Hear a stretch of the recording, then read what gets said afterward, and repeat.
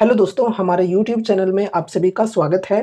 तो दोस्तों, इस वीडियो में हम कुछ 5 डिफेंस स्टॉक्स को डिस्कस करने वाले हैं, जिनके अंदर आज के दिन हमें काफ़ी बेहतरीन तेज़ी देखने को मिल रही है। कल जिस प्रकार की गिरावट थी, उससे भी कहीं बेहतरीन तेज़ी आज के दिन हमें देखने को मिल रही है इन स्टॉक्स के अंदर।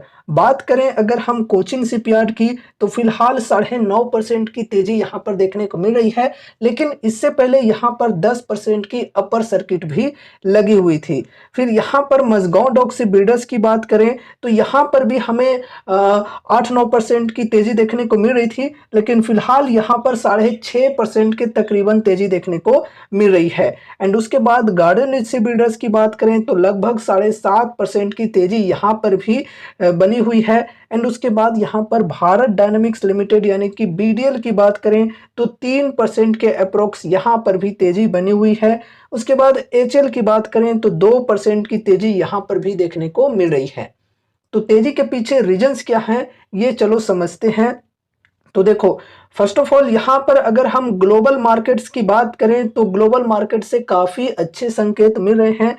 अगर हम एशियन मार्केट्स की बात करें, तो देखो यहाँ पर हैंग सेंग, निक्की 225, फिर सेंसेक्स, ये सभी जो इंडाइसेज हैं, इनके अंदर हमें बढ़िया परसेंटेज में तेजी देखने को मिल रही है। उसके बाद यूरोपियन मार्केट्स की बात करें, तो यहाँ पर भी बढ़िया तेजी बनी हुई है, देख सकते हो। फिर यहाँ पर अगर हम यूएसए के मार्केट्स की बात करें, तो डॉ जोन्स, नैस्डैक, रसेल 2000, फिर यहाँ पर एसएनपी 500, इन सभी इंडाइसेज के अंदर हमें बढ़िया परसेंटेज में तेजी देखने को मिल रही है। तो ओवरऑल ग्लोबल मार्केट से काफ़ी अच्छे संकेत मिल रहे हैं। इस वजह से ओवरऑल जो हमारा मार्केट है, इसके अंदर भी बढ़िया तेजी बनी हुई है। फिलहाल यहाँ पर देखो, निफ्टी 50 1.12% की तेजी है फिलहाल। नेक्स्ट 50 में 1.07% की तेजी, निफ्टी 100 1.13% की तेजी। फिर यहाँ पर अगर हम मिड कैप 50 की बात करें, तो 0.53% की तेजी है। मिड कैप 100 0.89% की तेजी, स्मॉल कैप 100 1.15% की तेजी, एंड उसके बाद स्मॉल कैप 50 1.06% की तेजी। ओवरऑल सभी इंडाइसेज के अंदर हमें बढ़िया तेजी देखने को मिल रही है। अगर यहाँ पर हम सेक्टोरल वाइज बात करें, तो सभी सेक्टर्स के अंदर हमें अच्छी खासी तेजी देखने को मिल रही है। सभी सेक्टर्स हमें ग्रीन में देखने को मिल रहे हैं। अब देखो, जैसा कि हम लोग डिस्कस कर रहे हैं डिफेंस स्टॉक्स को, तो डिफेंस सेक्टर की भी बात करें, तो देख सकते हो जो टॉप 15 डिफेंस स्टॉक्स हैं, उनमें से 14 स्टॉक्स के अंदर हमें पॉजिटिविटी देखने को मिल रहे हैं। सभी कुछ न कुछ परसेंटेज में तेजी दिखा ही रहे हैं। यहाँ पर अगर हम सिर्फ डीसीएक्स सिस्टम्स की बात करें, तो यहाँ पर नेगेटिविटी थोड़ी सी देखने को मिल रही है। वैसे कल 14 स्टॉक्स नेगेटिव में थे, तो एक स्टॉक यही डीसीएक्स सिस्टम जो था, ये पॉजिटिव में था। ठीक है, क्योंकि कंपनी को एक न्यू ऑर्डर रिसीव हुई थी, हमने एक वीडियो में डिस्कस भी किया था। तो आज डीसीएक्स सिस्टम के अंदर प्रॉफिट बुकिंग चल रही है। तो ओवरऑल यहाँ पर डिफेंस सेक्टर की बात करें, तो डिफेंस सेक्टर के अंदर भी हमें बढ़िया तेजी देखने को मिल रही है। इसी प्रकार से रेलवे सेक्टर की बात करें, तो रेलवे सेक्टर के स्टॉक्स के अंदर भी बढ़िया तेजी बनी हुई है आज के दिन। ठीक है, तो ओवरऑल मार्केट की अगर हम मूवमेंट्स की बात करें, तो काफ़ी बेहतरीन मूवमेंट्स हैं। पॉजिटिव तरीके से यहाँ पर हमें मूवमेंट्स देखने को मिल रही हैं। फिर यहाँ पर हम अगर सिर्फ पीएसयू स्टॉक्स की बात करें, तो पीएसयूज के अंदर आज के दिन हमें काफ़ी बेहतरीन तेजी देखने को मिल रही है। अब देखो, यहाँ पर स्पेशली हम कोचिन शिपयार्ड की बात करें, तो कोचिन शिपयार्ड से रिलेटेड एक बहुत ही बड़ी खबर आ रही है, जो कि इन्फ्लो को लेकर है। चलो इसे थोड़ा सा हम समझते हैं डिटेल्स में। कोचिन शिपयार्ड आज फोकस में है, क्योंकि यह उन कई स्टॉक में से एक है जिन्हें एफटीएससी ऑल वर्ल्ड इंडेक्स में शामिल किया गया है, जिसके लिए पुनर्संतुलन शुक्रवार को ट्रेडिंग सत्र के अंतिम कुछ मिनटों में होगा। आईआईएफएल अल्टरनेटिव रिसर्च के अनुसार कोचिन शिपयार्ड को शुक्रवार के ट्रेडिंग सत्र के समापन पर $30 मिलियन से अधिक का निवेश प्राप्त होने की संभावना है, जब पुनर्संतुलन होगा। तो दोस्तों, खबरें यहाँ पर आ रही है एफटीएससी ऑल वर्ल्ड इंडेक्स से रिलेटेड। एफटीएससी ऑल वर्ल्ड इंडेक्स में कोचिन शिपयार्ड को इंक्लूड किया गया है।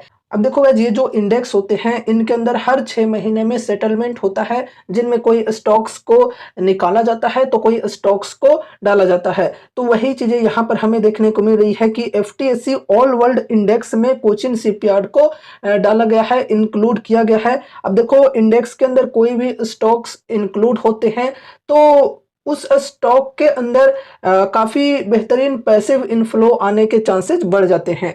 लाइक देखो, जैसे कोई इंडेक्स फंड होती है जो कि किसी इंडेक्स को फॉलो करके चलती है, और इंडेक्स के अंदर जो भी स्टॉक्स होते हैं और उन स्टॉक्स के अंदर जिस परसेंटेज में वेटेज दी होती है, उसी वेटेज के अनुसार जो इंडेक्स फंड होता है वो उन स्टॉक्स के अंदर इन्वेस्टमेंट करता है। तो इस हिसाब से जो स्टॉक्स होते हैं इंडेक्स में, उनके अंदर पैसिव इनफ्लो आने के चांसेस काफी ज्यादा बढ़ जाते हैं। तो वही चीजें यहाँ पर कही जा रही है आईआईएफएल अल्टरनेटिव रिसर्च के अनुसार कि कोचिन शिपयार्ड को शुक्रवार के ट्रेडिंग सत्र यानी कि आज के ट्रेडिंग सत्र के समापन पर $30 मिलियन से अधिक का निवेश प्राप्त होने की संभावना है। ठीक है, तो ये न्यूज आ रही है फिलहाल। एंड देखो, हमने इस चीज के बारे में अगस्त मंथ में ही डिस्कस भी किया था, काफी डिटेल्स में चीजों को समझाया था। First of all FTSC all world index के बारे में समझाया था, एंड साथ ही साथ डिटेल्स में ये भी डिस्कस किया था कि ये इंडेक्स में स्टॉक्स के शामिल होने से किस प्रकार से इनको बेनिफिट्स होते हैं, सब कुछ डिटेल्स में डिस्कस किया था। अगर आप उस वीडियो को देखना चाहो तो देख लेना, आई बटन पर वो वीडियो की लिंक मिल जाएगी, साथ ही साथ एंड स्क्रीन पर भी दे दूंगा। इस वीडियो को पहले देख लो एंड उसके बाद उस वीडियो को भी देख लेना, काफी इंपॉर्टेंट वीडियो है, काफी जानकारियां आपको उस वीडियो के माध्यम से मिल सकती है। एंड उस वीडियो में हमने ये भी डिस्कस किया था कि सिर्फ कोचिन शिपयार्ड ही इंक्लूड नहीं हुई है, और भी काफी सारे स्टॉक्स इंक्लूड हुए हैं, लाइक रेलवे सेक्टर के स्टॉक्स इंक्लूड हुए हैं, और भी काफी सारे अलग अलग सेक्टर्स के स्टॉक्स इंक्लूड हुए हैं। ठीक है, अब देखो, डिफेंस सेक्टर की स्पेशली हम बात करें तो एफटीएससी ऑल वर्ल्ड इंडेक्स में कोचिन शिपयार्ड तो इंक्लूड हुआ ही है, लेकिन साथ ही में यहाँ पर देखो एक और डिफेंस स्टॉक है, नाम है जिसका भारत डायनेमिक्स लिमिटेड। ये भी एफटीएससी ऑल वर्ल्ड इंडेक्स में इंक्लूड हुआ है। ठीक है, उस टाइम भी हमने डिस्कस किया था, और देख सकते हो यहाँ पर काफी सारे स्टॉक्स हैं, ये सभी स्टॉक्स इंक्लूड हुए हैं। टोटल 13 स्टॉक्स इंडिया के इंक्लूड हुए हैं एफटीएससी ऑल वर्ल्ड इंडेक्स में। एंड साथ ही साथ यहाँ पर अगर हम एफटीएससी लार्ज कैप इंडेक्स की बात करें तो इसके अंदर देखो मजगांव डॉक से बिल्डर्स भी इंक्लूड हुआ है। फिर एफटीएससी स्मॉल कैप इंडेक्स की बात करें तो इसके अंदर गार्डन एज से बिल्डर्स भी इंक्लूड हुआ है। तो इस वजह से भी आज के दिन ये स्टॉक्स के अंदर बढ़िया तेजी हमें देखने को मिल रही है। बाकी पूरा बाजार का जो माहौल है ये भी काफी बेहतरीन है, पॉजिटिव है, इसलिए सब कुछ मिला जुला करके आज के दिन इन स्टॉक्स के अंदर हमें काफी बेहतरीन तेजी देखने को मिली है। स्पेशली कोचिन शिपयार्ड की बात करें तो कोचिन शिपयार्ड के अंदर आज के दिन हमें 10% की अपर सर्किट भी देखने को मिली है।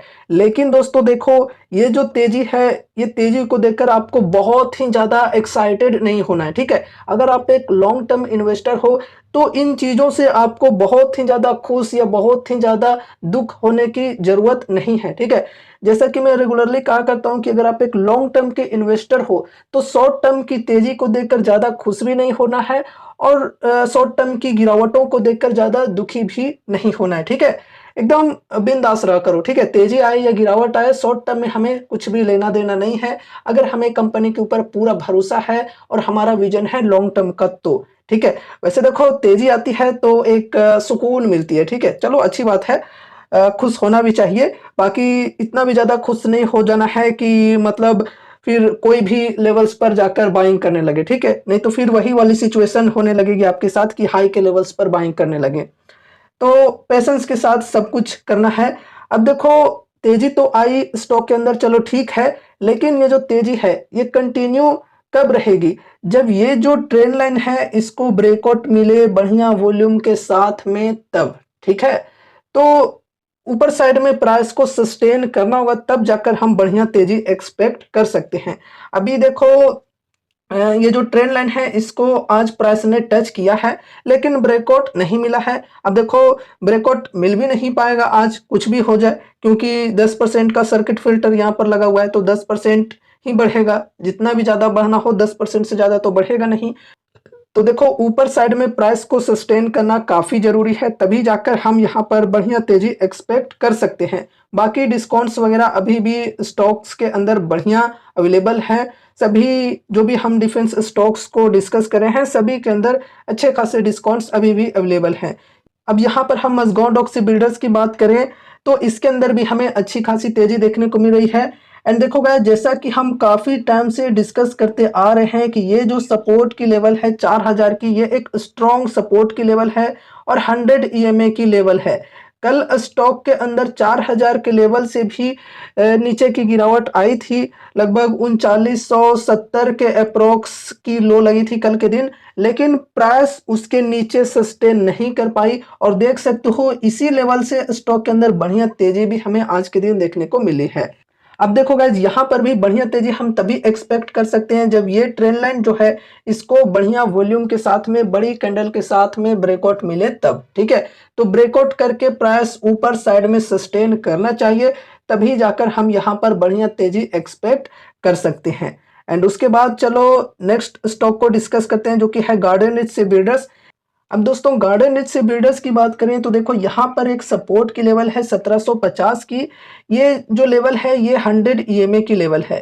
100 ईएमए की लेवल को स्टॉक ने नीचे ब्रेक भी किया था, लेकिन नीचे साइड प्राइस सस्टेन नहीं कर पाई और फिर स्टॉक के अंदर हमें इस लेवल से तेजी देखने को मिली है अच्छी खासी। अब देखो तेजी अगर कंटिन्यू रहती है तो यहाँ पर फर्स्ट ऑफ ऑल ये रेजिस्टेंस है 1884 की, जो कि 50 ईएमए की रेजिस्टेंस है। एंड उसके बाद नेक्स्ट रेजिस्टेंस है 1963 की, तो ये रेजिस्टेंस को ब्रेक करना चाहिए। एंड उसके बाद फिर नेक्स्ट रेजिस्टेंस है 2200 की, तो ये रेजिस्टेंस के लेवल्स को ध्यान में रखकर चलना है। बाकी सपोर्ट की बात करें तो यहाँ पर फर्स्ट सपोर्ट है 1750 की, फिर 1667 एंड उसके बाद 1529 की। तो ये सपोर्ट एंड रेजिस्टेंस के लेवल्स को ध्यान में रखकर चलना है। बाकी दोस्तों डिस्काउंट्स भी यहाँ पर अच्छे खासे अवेलेबल हैं। फिर डिस्कस करते हैं भारत डायनेमिक्स को। तो दोस्तों भारत डायनेमिक्स के अंदर आज के दिन हमें 3% के अप्रोक्स तेजी देखने को मिली है। अब देखो अगर ये तेजी कंटिन्यू रहती है तो यहाँ पर ये कुछ रेजिस्टेंस के लेवल्स को ध्यान में रखकर चलना है। फर्स्ट है यहाँ पर 1223 एंड उसके बाद सेकंड है 1300 के अप्रोक्स, जो कि 100 ईएमए की भी रेजिस्टेंस है। ठीक है, तो एक स्ट्रॉन्ग रेजिस्टेंस होगी ये 1300 की। एंड उसके बाद देखो अगर गिरावटें स्टॉक के अंदर आगे चलकर हमें देखने को मिलती है तो फिर फर्स्ट ऑफ ऑल ये सपोर्ट होगी हमारी, ये जो रेड कैंडल आप लोग देख रहे हो ये रेड कैंडल की लो। एंड उसके बाद यहाँ पर नेक्स्ट सपोर्ट होगी 1050 की, फिर यहाँ पर 950 के अप्रोक्स। चलो अब नेक्स्ट स्टॉक को डिस्कस करते हैं जो कि है एचएल। तो दोस्तों एचएल के अंदर आज के दिन 2% की तेजी हमें देखने को मिल रही है फिलहाल। अब देखो अगर तेजी कंटिन्यू रहती है इस स्टॉक के अंदर तो फर्स्ट ऑफ ऑल ये जो रेजिस्टेंस है 100 ईएमए की, इसको ब्रेकआउट मिलना जरूरी है। ठीक है, एंड इसको अगर ब्रेकआउट मिल जाता है तो फिर नेक्स्ट रेजिस्टेंस होगा 4800 का, फिर यहाँ पर 5080 के अप्रोक्स। एंड उसके बाद देखो अगर यहाँ पर गिरावटें हमें देखने को मिल जाती है स्टॉक के अंदर आगे चलकर तो फिर यहाँ पर फर्स्ट ऑफ ऑल ये होगी सपोर्ट की लेवल जो रेड और ग्रीन कैंडल की लो है ये। एंड उसके बाद नेक्स्ट सपोर्ट होगी 4000 के अप्रोक्स। ठीक है, तो दोस्तों ये रहे कुछ डिफेंस स्टॉक से रिलेटेड लेटेस्ट अपडेट्स। उम्मीद है कि इस वीडियो के माध्यम से आपको कुछ यूजफुल इन्फॉर्मेशन मिले होंगे। तो वीडियो को लाइक करके चैनल को सब्सक्राइब कर देना और मिलते हैं अगले नए वीडियोज के साथ। तब तक के लिए बाय बाय।